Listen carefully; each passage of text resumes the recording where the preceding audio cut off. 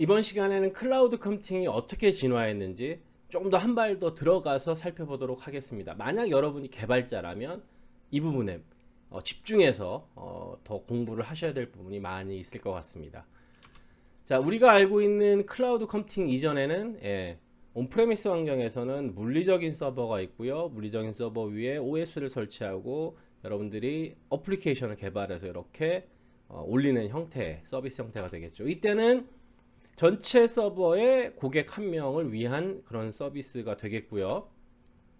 만약에 여러분이 고객이 별로 없어서 이렇게 서버를 들여왔는데 이만큼 유시지가 이렇게 낮다 그러면 이 부분은 버리는 부분인 거죠. 그럼 손해가 되겠죠. 다 유틸라이즈 못한다면. 그러니까 여러분은 이거는 좀 비용적인 낭비가 생기는 거고요. 만약에 또 장사가 잘 됐어요. 그래서 이게 풀났어. 그랬을 경우에는 서버를 더 옆으로 추가하거나, 만약에 웹서버일 경우에는 스케일 아웃이라고 그랬죠.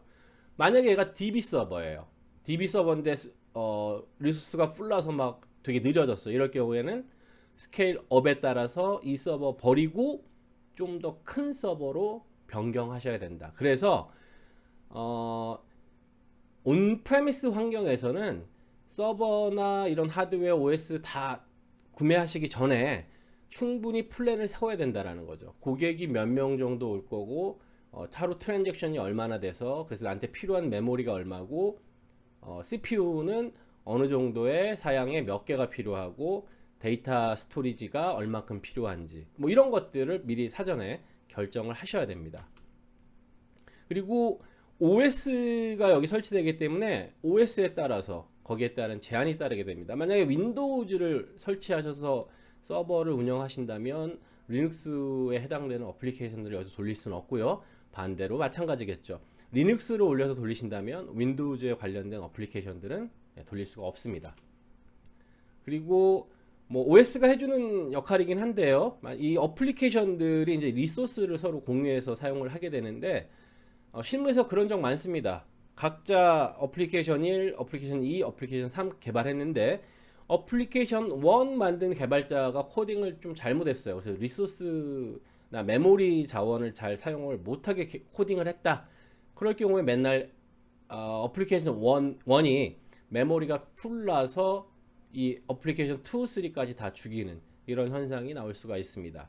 그러니까 서로 연관이 있다라는 거죠. OS에서 같은 리소스를 공유하기 때문에 어플리케이션 1에서 메모리를 막 엄청나게 많이 사용하면 어플리케이션 2랑 어플리케이션 3가 잘 안 돌아가겠죠.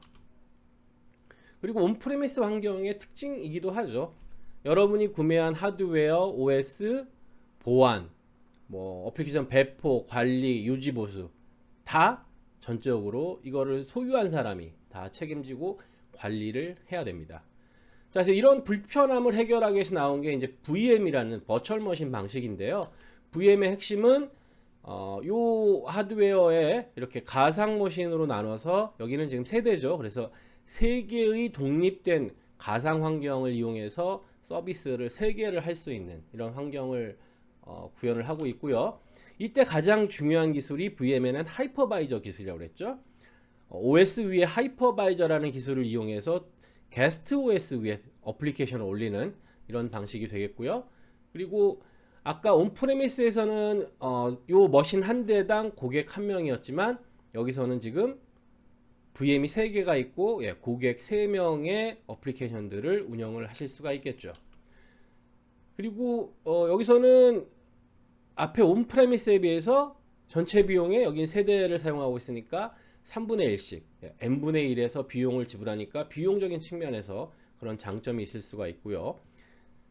그리고 여기서도 마찬가지예요. 여기 웨이스트 스페이스가 있는 만큼 여러분들은 다 사용하지 못할 경우에 내가 이만큼을 다 사용하지 못했더라도 n분의 1에서 전체 비용을 내야 된다는 점을 들 수가 있겠고, 여기도 마찬가지로 개발자가 어플리케이션 하나를 잘못 개발하면 궁극적으로 여기에 할당된 메모리를 얘가 다 잡아먹을 경우에는 서로 간에 영향을 끼칠 수가 있겠습니다. 그리고 마찬가지죠. 또 여기서 어플리케이션 잘못 짠 게 요 OS에 영향을 미치게 되고 그게 다른 어플리케이션에 영향을 미칠 수가 있겠죠. 자, 이런 단점을 극복하기 위해서 나온 게 바로 컨테이너라는 개념입니다. 만약에 여러분이 개발자를 꿈꾸고 계시거나 지금 어플리케이션 개발자, 웹 개발자라면 이제 반드시 알아두셔야 되는 게 이 컨테이너라는 개념이고요. 자, 컨테이너의 개념은 이렇습니다. 서버가 있고 OS 올린 다음에 아까 여기 게스트 OS가 없어요. 여기는 대신에 도커라는 도커 엔진이 자리 잡고 그 위에 컨테이너가 올라가서 운영되는 이런 방식을 우리가 컨테이너라고 합니다. 자, 컨테이너라는 거는 컨테이너가 뭐죠? 큰 화물선 운반할 때 사용되는 게 컨테이너죠. 예, 개발 환경에서의 컨테이너도 거의 같은 환경이에요.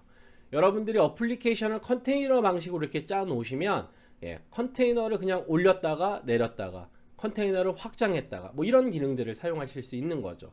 이 컨테이너를 사용하는데 가장 기본이 되고 근간이 되는 게 요 도커 엔진이라는 거고요. OS가 없는 대신에 도커에서 이런 컨테이너들을 관리하게 됩니다. 자, 보시면 도커가 마치 배라고 생각을 하시면 되고 이 배 위에다가 어떤 컨테이너를 올려서 운용하느냐, 이게 이제 하나의 컨테이너의 개념이 되겠습니다. 도커라는 거는 원래 회사 이름이었어요. 근데 이제 오픈소스로 전향해서 지금은 마치 기처럼 이런 컨테이너를 배포하고 관리하는 그런 기능들을 도커가 하고 있습니다. 그리고 도커를 사용하기 때문에 아까 요 VM을 사용하는 것보다 좀 더 간편한 방식이죠. 그래서 비용적인 측면에서 굉장히 메리트가 있고요. 앞에 VM 방식을 살펴보면, 자, 온프레미스에서 우리가 서버를 설치하고 어플리케이션 올려서 뭔가를 하는 데까지는 최소 일주일 이상의 시간이 걸렸습니다. 하드웨어가 들어와야 되고 OS 설치하고 그리고 개발자가 개발한 거를 올려서 테스트해보고 그 다음에 모든 테스트가 끝나면 이제 운영 환경으로 돌아가게 되는데, VM의 장점은 그냥 호스트 OS 위에다가 VM 하나 올려서 어플리케이션 올리면 끝이죠. 요렇게 VM 하나 설치하시는데 한 30분 정도 걸립니다. 자, 컨테이너 시대로 오면서 나 이제 30분도 못 기다려. 야, 내가 개발한 거 좀 바로 올려줄래? 했을 때 바로바로 올려줄 수 있는 게 바로 도커와 컨테이너의 개념이다. 이렇게 이해를 하시면 되겠고요. 그리고 얘도 마찬가지로 호스트 OS를 사용하긴 하지만 이쪽에 도커에서 OS를 얘가 사용하지 않기 때문에 OS에 대한 제한이 없다라는 게 특징이 되겠습니다. 그래서 뭐 충돌날 일이 없겠죠. 얘는 도커에서 각각 컨테이너를 관리해준다. 자, 여기서 조금 더 발전한 개념이 펑션이라는 개념이고요. 펑션은 어플리케이션보다는 훨씬 더 작은 개념이라고 이해하시면 되겠습니다. 어플리케이션은 컨테이너라는 거는 이제 VM 위에서 관리가 되는 그런 코드였다면, 펑션은 서버리스 컴퓨트라고 불립니다. 서버리스 컴퓨팅. 예, 서버가 없어요. 그냥 요 위에 이렇게 코드가 돌아가서 실행하는 건데, 얘의 특징을 보면 그냥 코드 몇 줄을 작성해서 그리고 그걸 올리시면 돼요.